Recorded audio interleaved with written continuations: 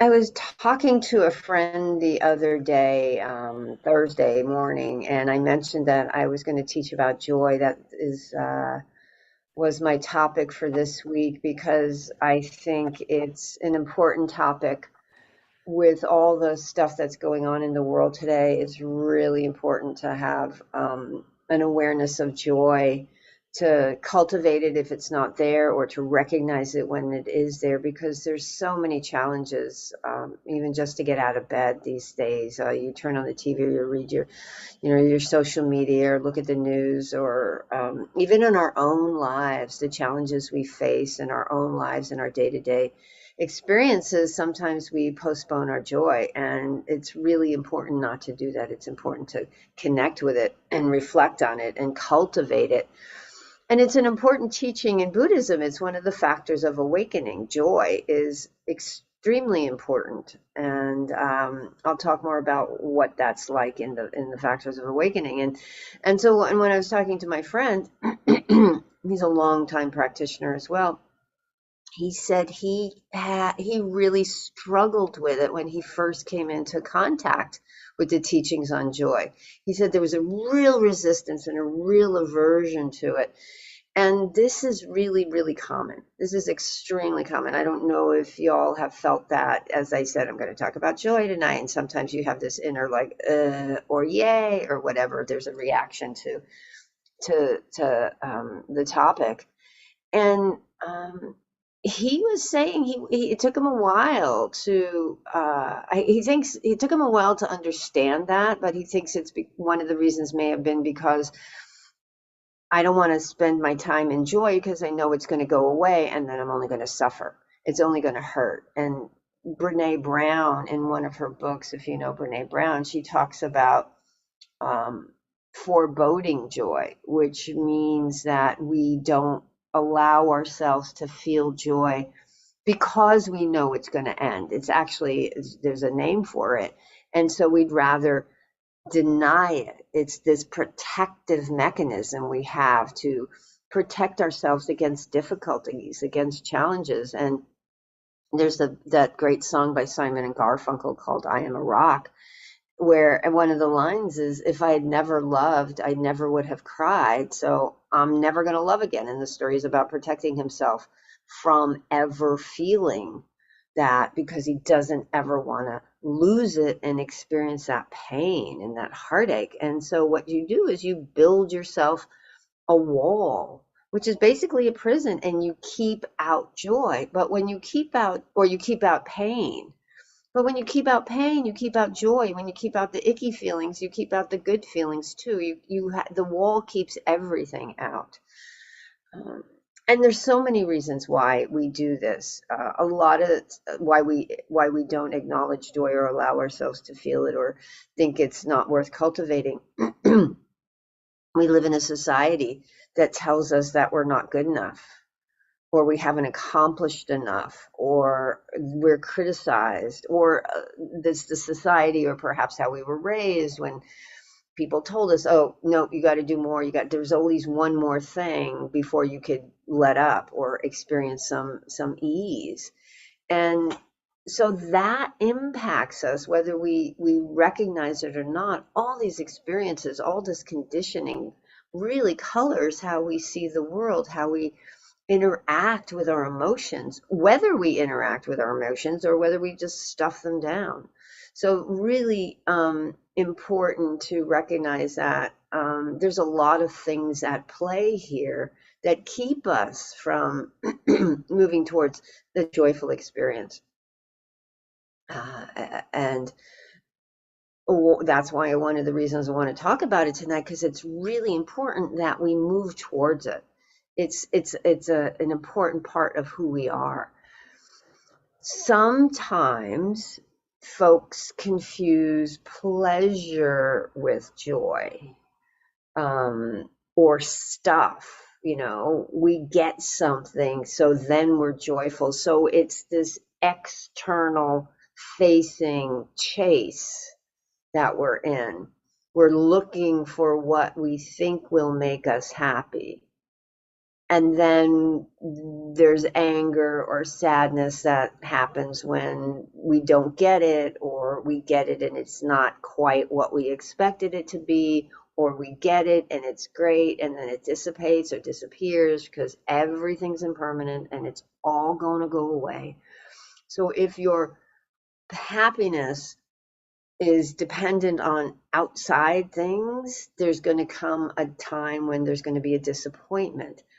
But if there's this internal experience of being present with this moment, whatever it is, and recognizing when there is this joy or this ease, this tranquility. In the 7 factors of awakening, there's joy and tranquility. They're two different factors. Um, the joy is this, oh, this is great. And then the tranquility, the ease that comes from being with the experience, whatever it is.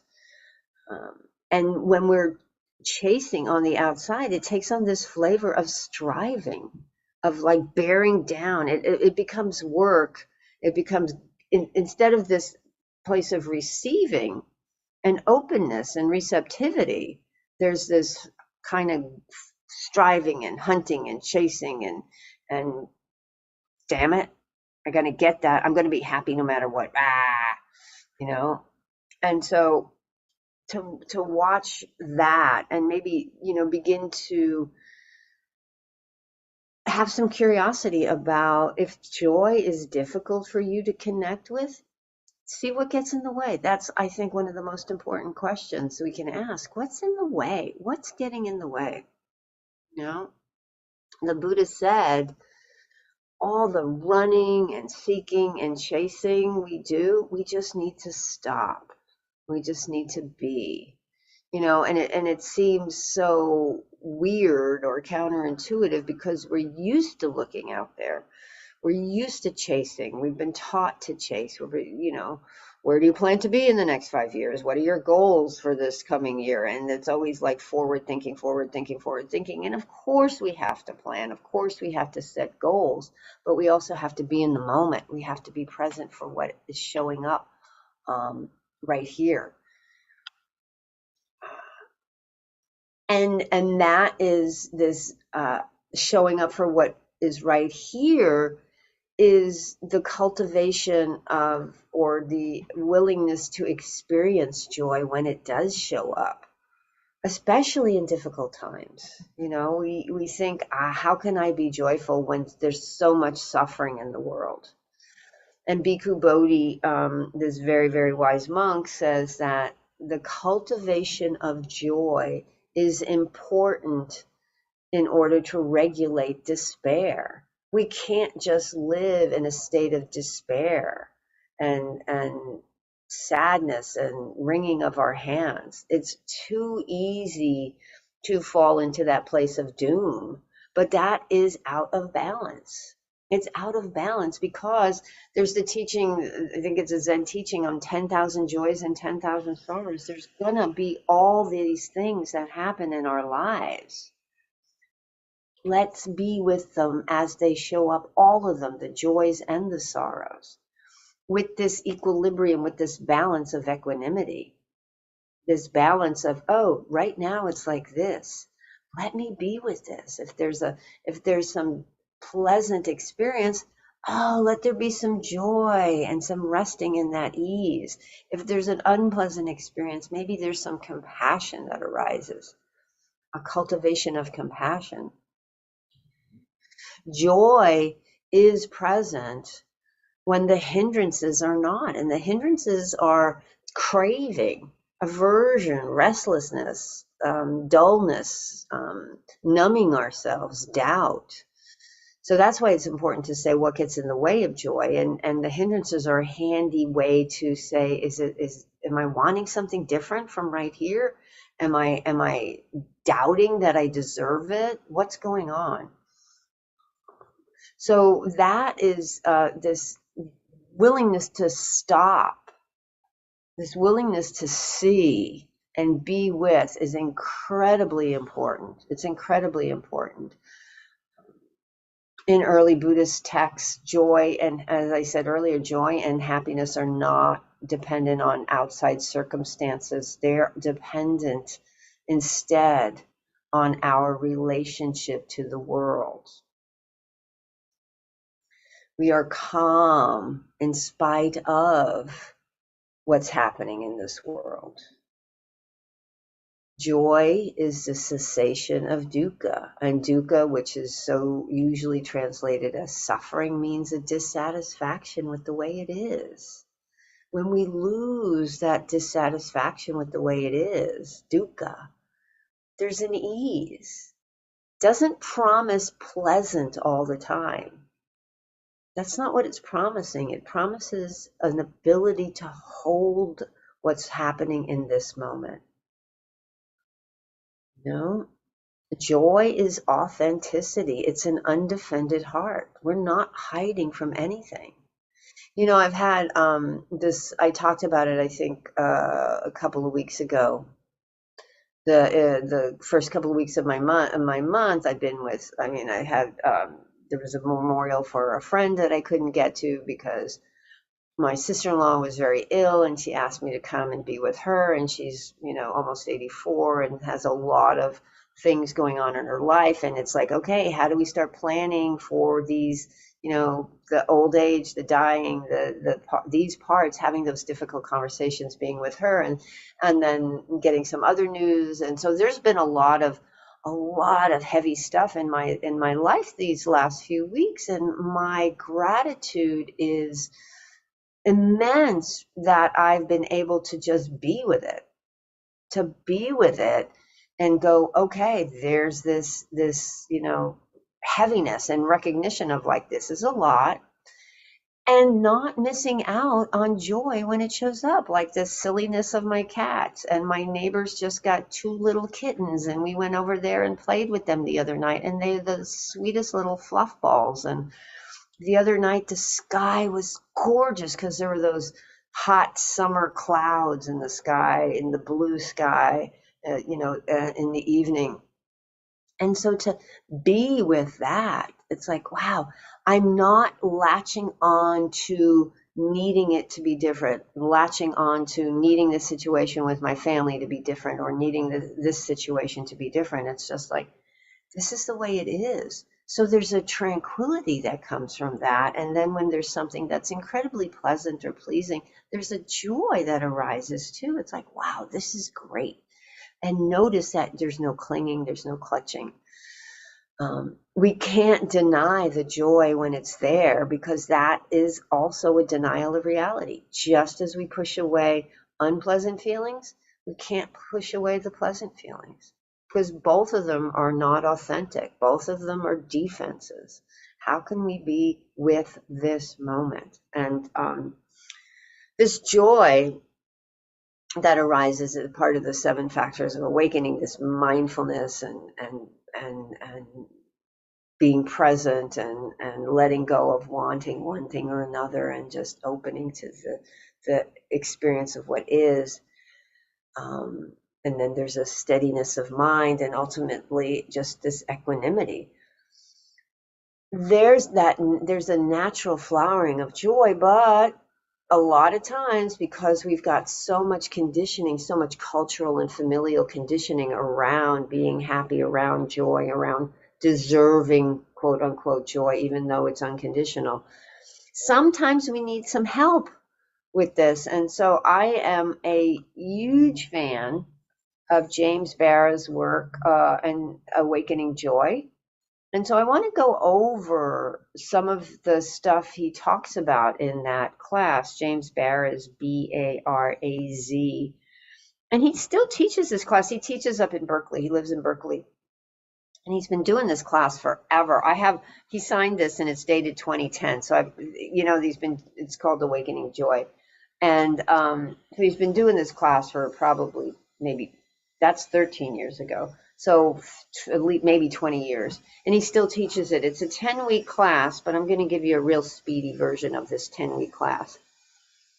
And then by the end, you'll be wonderful. No, but I think it's helpful to reflect on some of these things. And And it's solid dharma. It is solid dharma.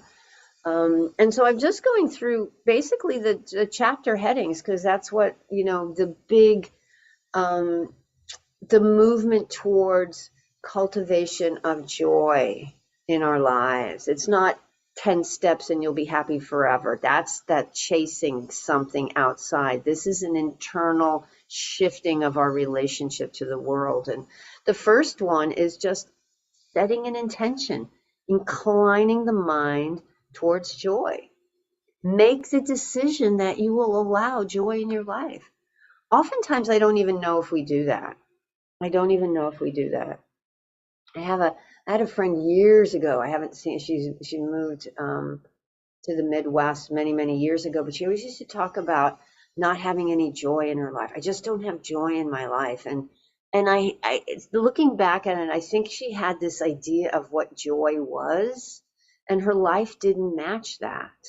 So she was missing out on what was there. We have these fixed views of over there, but we're over here.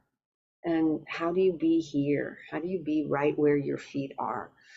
So make the decision to allow joy into your life. And if it's a foreign concept that's really difficult, maybe just write it on a piece of paper or say, I'm going to allow the idea that someday it may be possible for me to have this experience.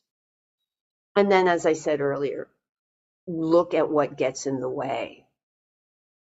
And if you can choose joy. If there's enough presence of mind, choose the joy. Choose the joy. Um, the second piece is mindfulness. That's the foundation of all we do because as Jack Kornfield said many years ago, you must be present to win. It's like, raffle door prizes. When they pick your name out of the hat, you have to be there to get the prize. Otherwise, they pick someone else. So you must be present to win. You know, you have to be present. It's a key to well-being in our lives. And being there with kind awareness or just, having this kindness, this mindfulness. And y'all been practicing for a while, so you know what mindfulness is about. It's being present with friendliness towards this moment, being present for your life. See when you're caught in craving. Begin to recognize those stories of the mind. Really foundational and because you come to classes like this or listen to podcasts like this, you're doing this. So continue in that practice of mindfulness. And then also really important is gratitude. Gratitude is incredibly important for joy. James says it's the most direct way to access this well-being. And sometimes we have to cultivate it because just like thinking there's no joy, we can be really dismissive of gratitude. What gets in the way? I was I don't know if I struggled with it, but I was so dismissive of gratitude for so many years. People, well, you can breathe, and I'm like, yes, so what?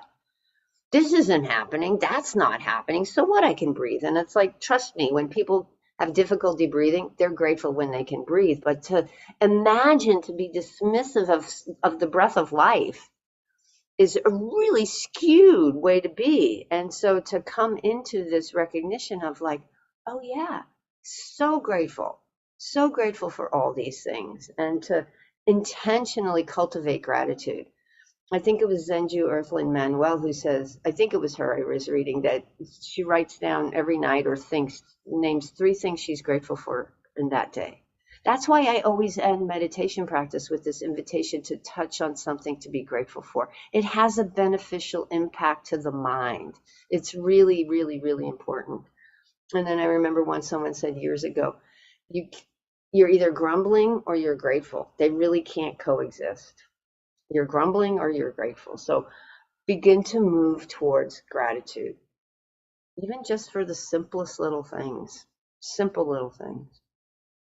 And then really important to find joy in difficult times. That's how I started this talk this evening. Is it's important to intentionally remember to be joyful, especially in the midst of a whole lot of crap. And we're in the midst of a whole lot of crap right now. I don't need to itemize all the things that are going on in the world, all the violence, all the horror, all the disasters. You know, we're in July in 2023, and it's the hottest month on record in probably thousands and thousands of years. And so, and all that entails, and as I said, I don't need to go into a litany of it, but don't miss the joy that's here. And that's found in this moment by moment awareness. This moment by moment awareness. We are open to everything. All the joys, all the sorrows. You know? When we say no to joy, we get caught up in that the building of walls, which doesn't serve anybody. It never protected us from anything. You know, it's just stuffing that stuff down, and it's going to claw its way out somehow, somewhere. And to hold ourselves with kindness and compassion. And I'll touch on that in another little bit. So make sure you pay attention, especially when it's difficult. And I see a lot of people on social media, a lot of people I follow right now are saying they're talking about joy, and they're talking about how to cultivate. I think someone's doing a talk on, it's not a Dharma talk, but talking about joy during the apocalypse. And it's like, yeah, why not? You know? So find out what brings you joy, and be there. And then the next one, which is really good, he calls the bliss of blamelessness. Live with integrity. When you live with integrity, there's an ease. There's also an ease. Sila, ethical behavior, virtue, is one of the sections of the eightfold path. So important. Wise speech, wise action, wise livelihood. Live in a way that doesn't cause harm. And he has a little piece he paraphrases the Buddha and says, for one who leads a virtuous life, it is a natural law that remorse will not arise. For one free of remorse, it is a natural law that gladness will arise. For one who is glad at heart, it is a natural law that joy will arise. So when we live blamelessly, when we don't intentionally cause harm, there's such an ease there. There's such an ease there. So really making this integrity a key foundation of your life. Ethical behavior, I can't talk enough about it. And as I said, it's a whole section of the Eightfold Path. And then get familiar with the joy of letting go, not holding on to stuff, letting go of your story of who you are, letting go of all the things you think should happen, letting go of all that stuff out there that maybe will make you happy, live happily ever after, I like to say, because it doesn't. Maybe for a minute, but not forever.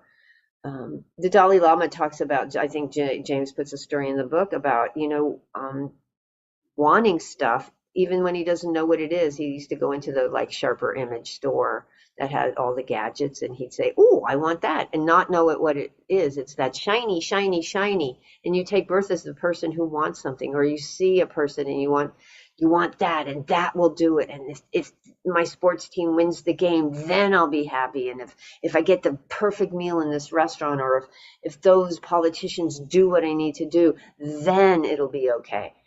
And let go of that. Bhikkhu Analayo said the Buddha's teachings can be summarized by LETGO. Practice. Watch where you're stuck. Watch where you're clinging to things, and see what it'd be like to just release.